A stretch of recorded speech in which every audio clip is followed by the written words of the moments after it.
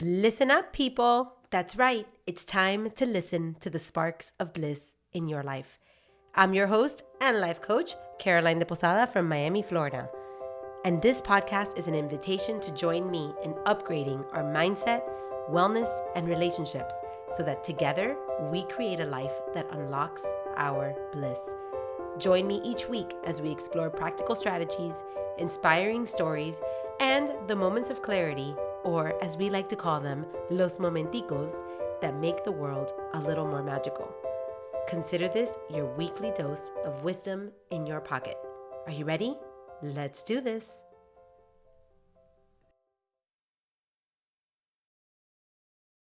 Hey, listeners, welcome to episode number 54 of Bliss'n Up.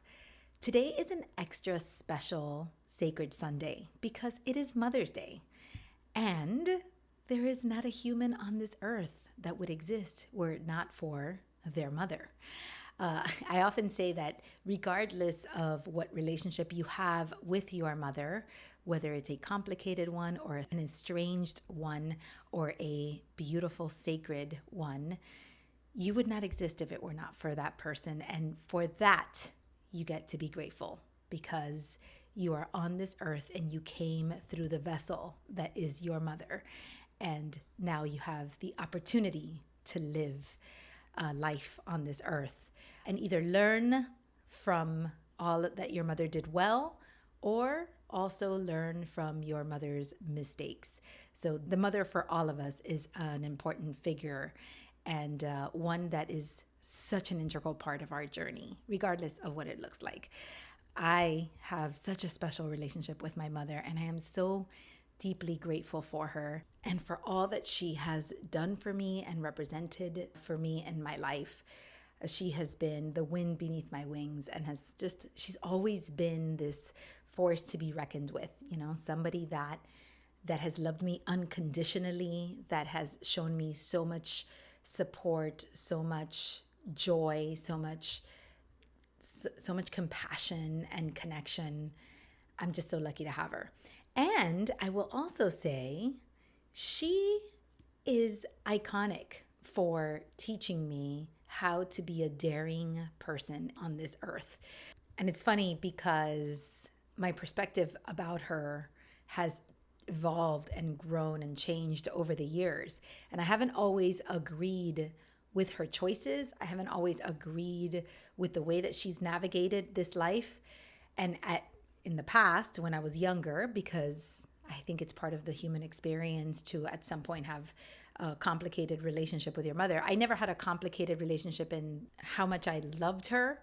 It was more of a complicated relationship in how I viewed her choices and her lifestyle. In the past, I will admit I was a little judgmental about my mother's choices and felt that I didn't understand a lot of the decisions she made. And quite frankly, I thought she suffered somewhat unnecessarily because of the decisions that she made. I was like, Mom, why did you do this or why did you do that? And I questioned her choices. But as I've grown older, as I've done this work, I look at my mother now and I realize my mother didn't always make the best choices, but what she did do was she dared to live her life her own way. She dared to go for it. She dared to try to build the life she was looking for, even if she failed sometimes at achieving the life that she was aiming for. I've noticed now that my mother was doing the best she could with the information, the skills, the tools, and the programming she had at the time she did it. She was just doing her best. And even though some of the choices didn't work out in her favor the way she would have wanted them to work out, I now look at her and I commend her. I commend her for not settling, for not giving up, for exposing herself to other people's criticism, their judgment, and their opinions, and holding her head high, with a smile on her face and just pure love in her heart, and never harboring resentment or losing faith in humanity and love and in hope. And truth be told, the only reason I exist in this world is because my mother was daring.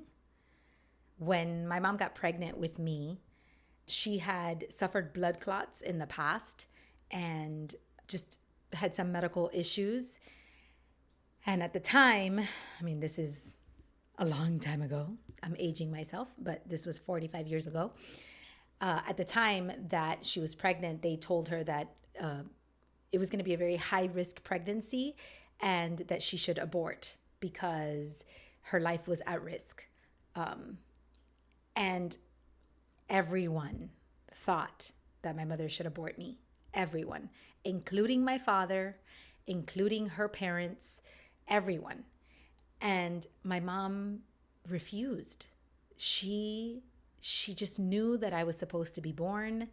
She believed that everything was going to be okay, and she was willing to dare. She had a desire and a dream of having this baby, and she just wasn't going to let anything stand in her way, and she was going to have faith that everything would turn out in her favor. Now, if I got to be honest, looking back, I don't know if I would have been as daring as her, because it felt a little bit risky and irresponsible to put yourself in this situation where you could die having this baby when the doctors are telling you well in advance that you could avoid this problem, right? That was like my thought. But my mom was convicted, and she was going to dare. So she disobeyed the doctors. She ignored everyone else's opinion, and she went through with her pregnancy. And a couple of months before I was born, she started these trial medications, which resulted in daily injections. I think it was like twice a day she had to get injected to try to avoid these blood clots. Because of that, she was unable to have any sort of anesthesia during labor. She was in labor with me for something to the tune of over 48 hours. Apparently, I gave her a really hard time to come out, and she endured a lot of pain, but she grit through it. She went through it, and she had me anyway. And I was born healthy. She was healthy.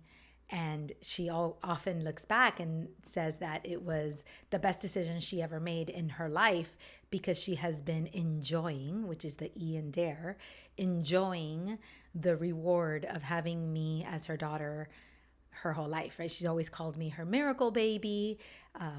She always told me that I was born en el Día de la Inmaculada Concepción, which is the day of the Immaculate Conception, a sacred holiday for Catholics. And she just had this belief that I was supposed to be on this earth, that I was supposed to be a miracle in her life, and she's never missed a day to remind me of that. And a few years ago, I was celebrating a birthday, and I called her because forever I had told her, I mean, I think it's really cool that you had me and everything, but that was not wise. Like at the practical stoic in me at the beginning, when I first learned of the story, felt like this was too much risk. This was too much dare for my mother. She should not have done that, specifically because she had two other kids. So I thought, what if she would have died and then left my brother and my sister without a mom? Like, how could she have done that, right? So I had this pragmatic and practical perspective that was not in agreement with my mother's decision. And yet, here I am, so happy that I'm alive, but I disagreed with her decision for a long time. And a few years ago on my birthday, I had this moment of clarity, and I thought, oh my God, I am so grateful that my mother dared. I'm so grateful that my mother followed her intuition, that my mother believed that she was going to be okay, and that just, she took this risk because I've had such a beautiful life as a result of it. So I called her on my birthday and I said, Mom, I gotta tell you, te la comiste, which is the equivalent of you ate, right? Like you nailed it by going ahead with the pregnancy and having me. And my friend Betsy always laughs because she's like, Caro is so self-confident that she's like, you nailed it. Like you had this amazing human. But really that was not my intention at all. The reason I said te la comiste is because I have had the most beautiful life because I had a mother who dared. I have enjoyed such an experience, such a magical existence because I had a mother who dared. Now, that's not to say that I've had a life that is free of challenges or of obstacles or of pain, but I'm here. I get to live in this life, and I am so grateful for that. And I'm so grateful for my mother for letting me step into this world and for being the vessel that carried me here. So today, I was thinking about an honor of mindfulness May. I've been very mindful this month, and I'm thinking about all the things. And one of the things that popped into my head for today's episode was about what motherhood has taught me on daring. If you don't know, I've developed this framework called D.A.R.E. And D.A.R.E stands for having a dream or a desire, taking aligned action to support that dream or desire, releasing all that does not serve you or that blocks you from being able to live into that dream or desire, and enjoy the mystery, the synchronicities, the magic, and the rewards that result from being the kind of person who dares to live an authentic, bold, true life, a life that honors their dreams and their desires. And I was thinking about myself as a mother, how grateful I am to be a mother, and what motherhood taught me about daring. So at the time that I became pregnant with my first child, I was a public defender. I had gone to law school, met my husband during law school. He was also an attorney. I met him at the public defender's office. We then got married, and then I became an official public defender. I was an intern when we met, but I became an official public defender, took the bar, passed the bar, and I began my trajectory as a lawyer, which is a profession that I had chosen, that I had said I wanted to do since I was 5 years old. I promised my grandfather when I was very young that I was going to become a lawyer, and it was very important for me to follow that trajectory and to honor that commitment that I made to my grandfather. So I did, and I really enjoyed being a public defender. I really enjoyed my work, and there was a strong sense of accomplishment of being a lawyer at the time. And I also had loads of student loan debt that I assumed because I chose to go to law school. So there was also that. So my path had been pretty established. I had made this choice, and this is the path that I was projected to stay on. And I never questioned that path ever. It worked just fine. I loved my life, my trajectory, and I liked the work that I did. And then I became pregnant with my son.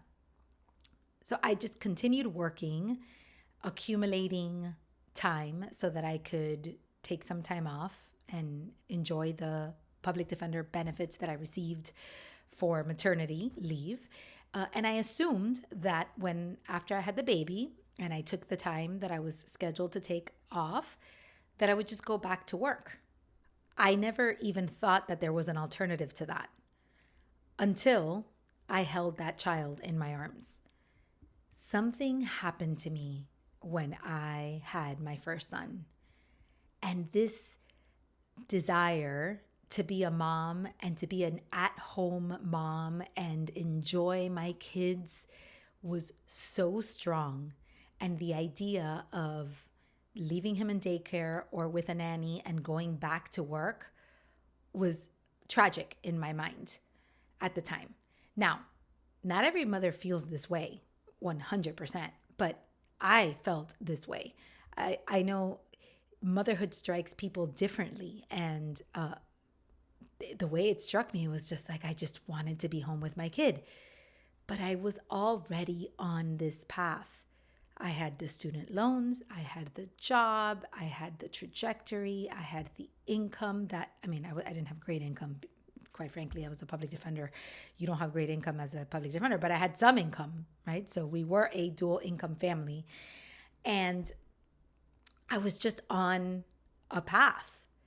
And motherhood completely interrupted that path and that trajectory. And suddenly, my desires changed, my perspective changed, and I didn't want the path that I was on anymore. I wanted to be home more than I wanted to be a lawyer. So I did something that seemed risky and probably a little irresponsible if I were looking at it from the same lens that I looked at my mother's decisions from. I decided that I was going to not go back to work. I was going to stay home. Now, at the time that I did this, my husband didn't make the kind of money where this was an easy decision. It wasn't like he was rolling in the dough and could sustain the family and it was just, oh, no problem. We'll pay your student loans and you don't work and life will be fine. It was going to represent some significant sacrifices on our part, some significant budgeting on our part. It led us to accumulating some debt at the time, stretching, trying to make things work and stretching our finances to try to make things work. And it also was going to slow us down quite significantly. Because we were both lawyers, we thought what life had in store was when we got married, we were going to buy this little townhouse. We were both lawyers. We were going to live in the townhouse for a couple of years. We were going to have our babies. Then we were going to buy another house. We are going to use the money from the townhouse to buy this bigger house. And then we are going to move in there. And we're just going to have this path. And there was a timeline associated to that path that we thought was going to be. And there was a series of circumstances that interrupted that path. One of them was the economic crisis of 2008, which landed almost immediately when we closed on our property. It was like you closed, the properties dropped by $100,000 the next year. It was incredible. So we had that. And now to add to that, I was going to cut our income in half and I wasn't going to be working anymore so that I could stay home with our kid. So it slowed us down and it changed the trajectory of our life. And looking back, that D.A.R.E set us up for the most incredible life I could have ever asked for. It was that D.A.R.E that led me into entrepreneurship. It was that D.A.R.E that set the stage for allowing me to start designing a life on my own terms, to stop following the rules and having to check the boxes and do everything like everybody else. I remember when I would tell people what I had done at the very beginning when I first quit my job. I started bookkeeping on the side for my best friend who I'd gone to law school with. He had his own law firm and he needed some support. And when I went to go, he asked me, can you come into the office and see if you can help me? He was one of the people that led me to quit my job because he said, "Hey, Caro, you don't have to go back to work for somebody. You can probably make some money on your own. So try coming to my office and let's see if you can make money with me. But he thought it was going to be because I was going to be his law partner. And when I got to his law firm, what I realized was that his books were a mess. And I had an undergrad degree in accounting. So I said to him, hey, what you really need is somebody to handle your books. I'll take over your books while the baby's asleep, taking naps. I'll do it on the side. And it seemed like a really great opportunity for me because I could make a little bit of income on the side and keep myself busy when my son wasn't awake or when I had time and there was breaks. And it also gave me some adult time, right? It wasn't baby time all the time. It was great for a lot of reasons, but it also allowed me to be a stay-at-home mom at the time. So I started doing this bookkeeping. And when I would tell people that I was doing bookkeeping, the number one question that I would be asked was, why did you even bother going to law school if you weren't going to practice law? Why doesn't it feel terrible to have to pay all that student loan debt if you're not even a lawyer?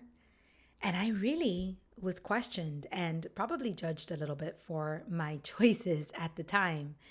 But it was then that I started to understand the power of designing your own life and creating your own rules of engagement. And even though I had student loans, and even though I wasn't making the kind of money that I could make as a lawyer, and even though I was not even practicing my profession in that moment, it gave me freedom.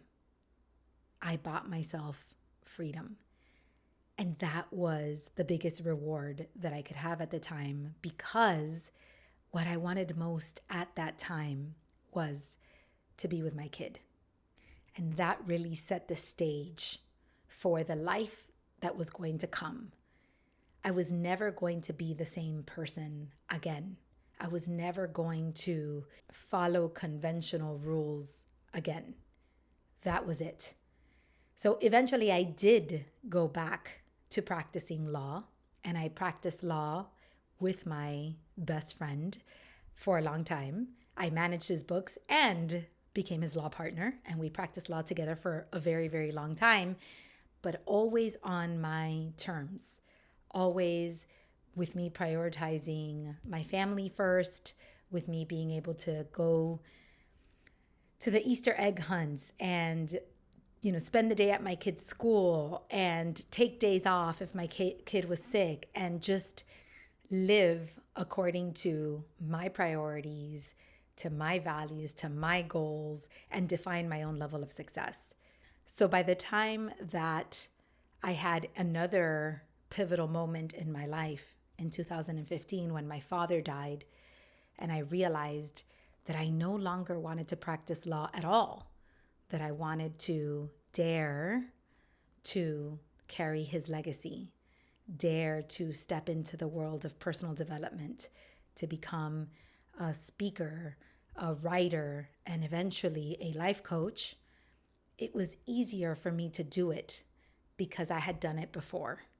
It was easier for me to hang my hat up and say, I am not going to follow this path any longer. I'm going to change course because I already knew I could.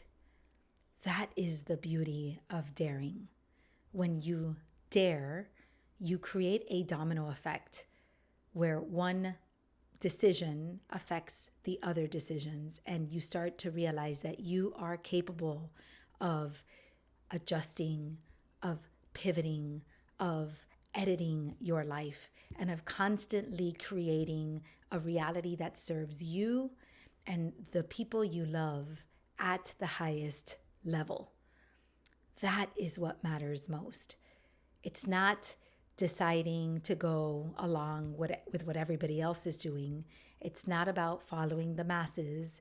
It's not even about achievement or accolades or having something to prove. It's about being mindful of this is the one life you get to live, and choosing to live it on your own terms. And I really believe that motherhood has taught me that. Motherhood is what set me up for a life of D.A.R.E.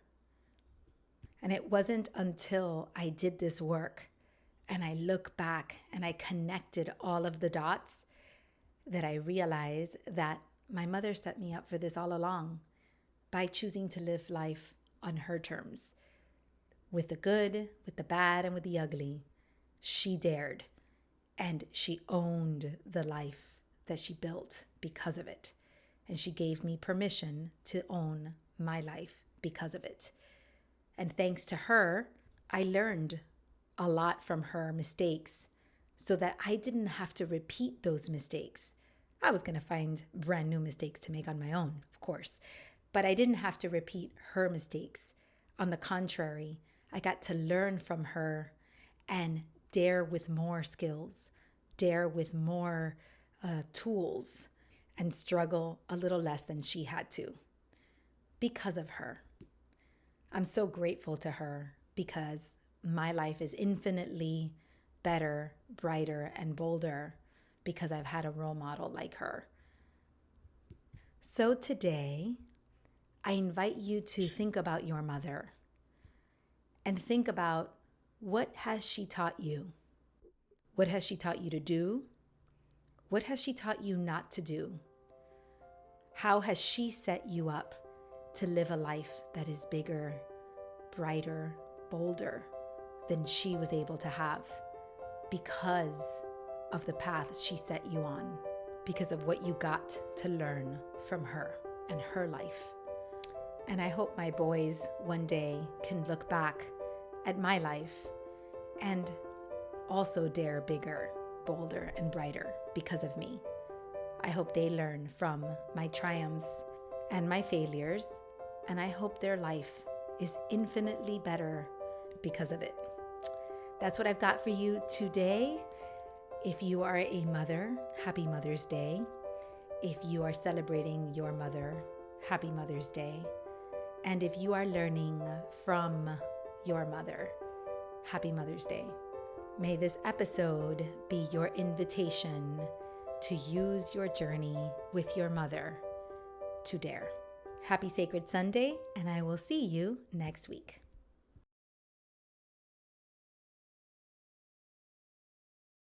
That's it for today's episode. Thank you so much for being here. I love this opportunity to connect with you. Now, if today's conversation sparked something inside of you and you would love the opportunity to dig a little deeper and dare a little bigger, I would love to invite you to my brand new group coaching experience. It is called D.A.R.E. We are kicking D.A.R.E. off on June 2nd, and we are gathering together a community of people who are ready to get more clarity, to dream bigger, to co-create, to release what does not serve them, to take aligned action, and to enjoy the season and this life that they have created. This is going to be a summer experience, and it's going to be amazing. So if you are interested and you want to join, just go to carolindeposada.com/dare or click the link in my show notes for more details. I cannot wait to see what this opportunity may hold for you. All right then, until next time, may you continue to live a life that allows you to find the bliss that is already within you. Bye.